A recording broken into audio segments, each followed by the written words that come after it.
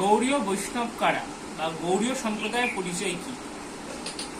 গৌড়ীয় সম্প্রদায়কে বোঝার জন্য বা জানার জন্য আমাদেরকে প্রথমে আরো তিনখানি আমাদের পথকে জানতে হবে, তিনখানি বৈষ্ণব ধর্মকে জানতে হবে, বৈষ্ণব সম্প্রদায়কে জানতে হবে।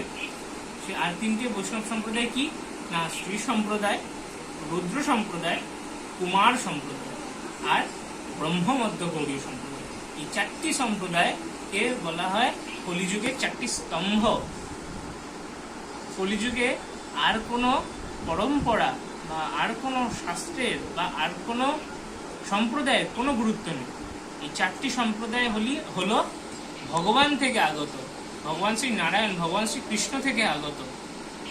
ভগবান যখন শ্রীকৃষ্ণ বা ভগবান নারায়ণ যখন লক্ষ্মী দেবীকে শ্রীমদ্ ভাগবতমের শিক্ষা প্রদান করলেন, জ্ঞান প্রদান করলেন, তারপর থেকে যেই পরম্পরা চলে আসছে সেটি হলো শ্রী সম্প্রদায়।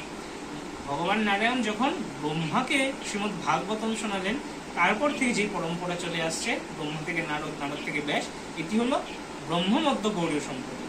আর ভগবান শ্রী বিষ্ণু যখন তিনি রুদ্রকে অর্থাৎ শিবজিকে তিনি যখন ভাগবতম শোনালেন, তারপর থেকে যে সম্প্রদায় চলে আসে সেটি হলো রুদ্র সম্প্রদায়।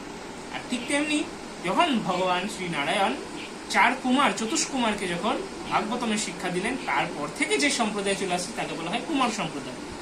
আর এই চার সম্প্রদায়ের মধ্যে কলিকালে বলা হচ্ছে সব থেকে পাওয়ারফুল, সব থেকে শক্তিশালী সম্প্রদায় হলো ব্রহ্মমধ্য গৌড়ীয় সম্প্রদায়।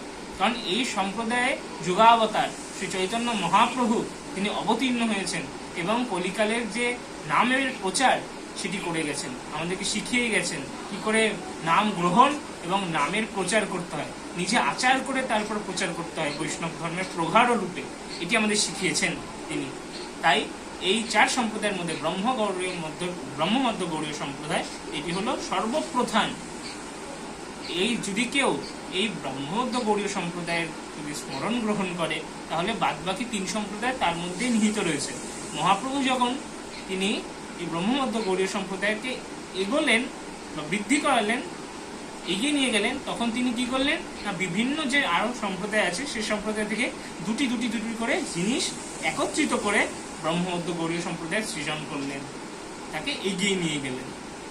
তাই যদি কেউ ব্রহ্মমধ্য গৌড়ীয় সম্প্রদায়ের আশ্রিত হয়, ব্রহ্মমধ্য গৌড়ীয় সম্প্রদায়ের যদি কেউ ভক্ত হয়, কেউ যদি আশ্রিত জন হয়, তবে সে আরো বাদবাকি যে সম্প্রদায়গুলি রয়েছে ইনডাইরেক্টলি ভাবে তাদেরও ফলো করছে, কারণ তাদের যে মূল ভিত্তি, মূল কথাগুলি ব্রহ্মমধ্য গৌড়ীয় সম্প্রদায়ে নিহিত রয়েছে।